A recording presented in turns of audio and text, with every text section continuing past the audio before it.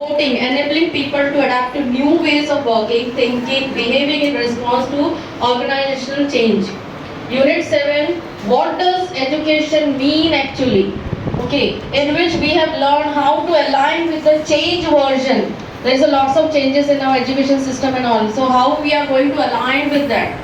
Okay, align your learning objectives, content and methods with the change version. Communicate them clearly to the learners to design relevant and impactful learning interventions. You need to assess to the current future learning needs of the children. Okay, so all the three categories of children we have studied yesterday. Today also we are going to interact with the same manner and we are going to see the video clips. I am very thankful to both the resource persons, Mrs. Sarita Chaudhary ji and Giri sir ji, those who are imparting such a great knowledge and doing the great work. Thank you so much. Thank you very much.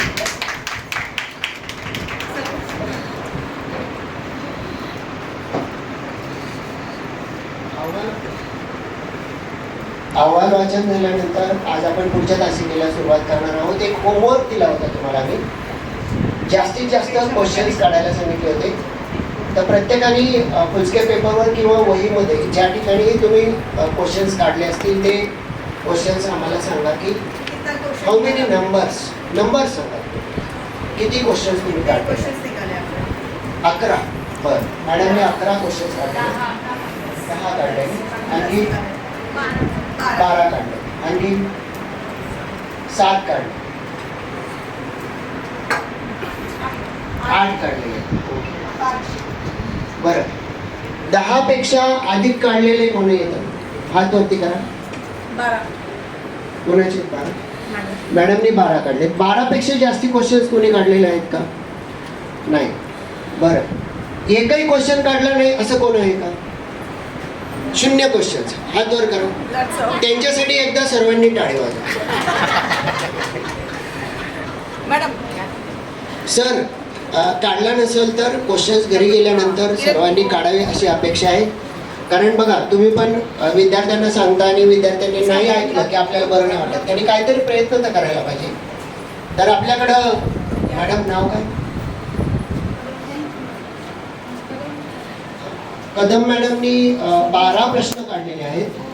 तर त्यांनी त्यांच्यासाठी आपण selfie with success की आपल्या यशस्वी विद्यार्थिनी आहेत आणि त्यांनी हे चांगलं काम केलं म्हणून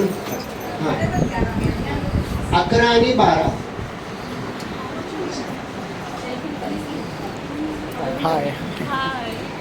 आत्ता आलेल्यांपैकी कोणी काढलेत का जास्ती प्रश्न? आता नवीन एंटर केलेले आहेत त्यांच्यावर.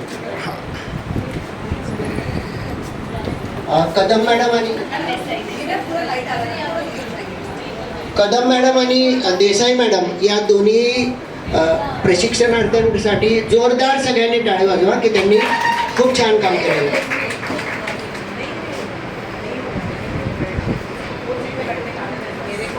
थँक्यू मॅडम, तुमचं खूप खूप अभिनंदन. यानंतर हा पाठ सरिता मॅडम घेणार आहेत.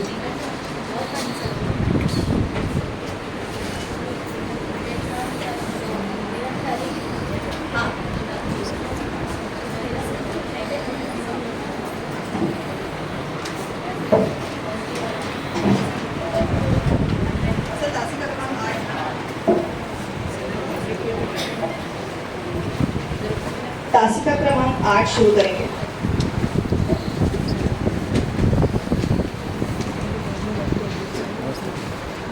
तासिका क्रमांक 8 शुरू करने से पहले छोटी सी कहानी हम सभी को बताएं. नारद नारायण भगवान पता है आपको, और नारद मुनि के बारे में हम सबको पता है. वो हमेशा दिन रात नारायण नारायण करते रहते हैं, राइट? आपको कहानी सुनिए और प्रश्न का उत्तर देना है. यस, नारद हमेशा दिन रात नारायण नारायण करते रहते हैं और वो कहते हैं कि मैं भगवान आपका बहुत बड़ा